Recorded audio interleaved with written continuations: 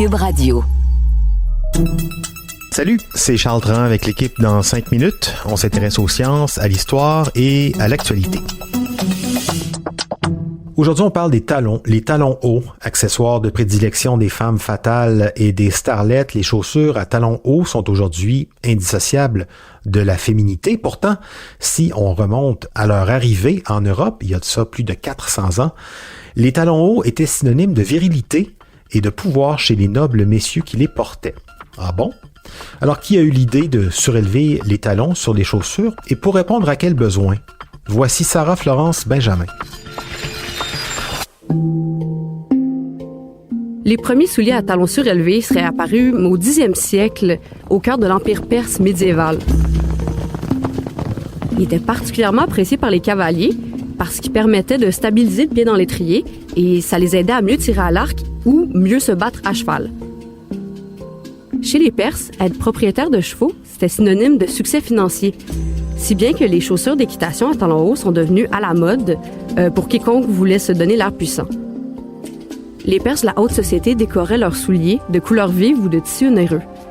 Ces chaussures richement ornementées n'ont pas manqué de taper dans l'œil des nobles européens lorsqu'à la fin du 16e et au début du 17e siècle, des émissaires envoyés par le Shah Abbas de l'Empire perse sont venus leur rendre visite à la recherche d'alliances militaires.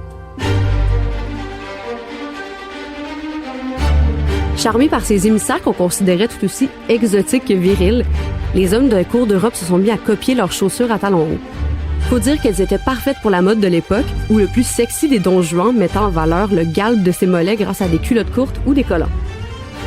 De plus, les talons vertigineux signifiaient que leur noble propriétaire n'avait pas à marcher dans la crasse ou à effectuer des travaux manuels. De tous les amateurs de talons hauts, le roi de France Louis XIV est sûrement le plus connu. Le monarque mesurant 1,63 m affectionnait les souliers à talons rouges. Ça aurait été le symbole de sa richesse, mais aussi du sang des ennemis qui écrasaient sous ses pieds. L'effet de mode était tel que, bien assez vite, il s'est transmis à la gente féminine. Autour de 1630, la mode pour femmes s'est masculinisée. On ajoutait des épaulettes à ses vêtements, on se coupait les cheveux et on a commencé à porter les ô combien virils talons hauts. À partir de ce moment, les talons pour hommes et ceux pour femmes ont commencé à évoluer dans deux directions différentes, plus solides et carrés pour les premiers, plus fins et délicats pour les deuxièmes. Avec l'avènement du siècle des Lumières, la mode masculine est passée du noble et ses froufrous à une esthétique bourgeoise plus épurée et pratico-pratique. Les talons hauts ont commencé à être vus comme des souliers fantasques, réservés aux femmes et inadéquats pour les hommes qui travaillent. Après la Révolution française, les talons hauts sont devenus démodés chez les femmes également, qui avaient franchement d'autres chats à fouetter.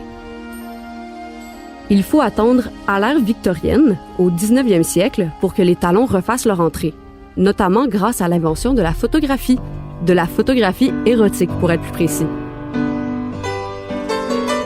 Ce sont les photos de modèles en sous-vêtements victoriens qui ont définitivement donné aux talons hauts la réputation aguicheuse qui demeure encore aujourd'hui. Plus question de voir un homme respectable en porter à l'époque. Continuons dans cette direction. Le talon aiguille a été inventé en 1930. Bien qu'on ne s'entende pas sur qui est à l'origine du concept, il a été popularisé 20 ans plus tard par le couturier Christian Dior dans les années 1950. Malgré toutes ces transformations, il y a fort à parier que les loups-boutins à semelles rouges vifs d'aujourd'hui seraient bien au goût de Louis XIV ou même des guerriers perses.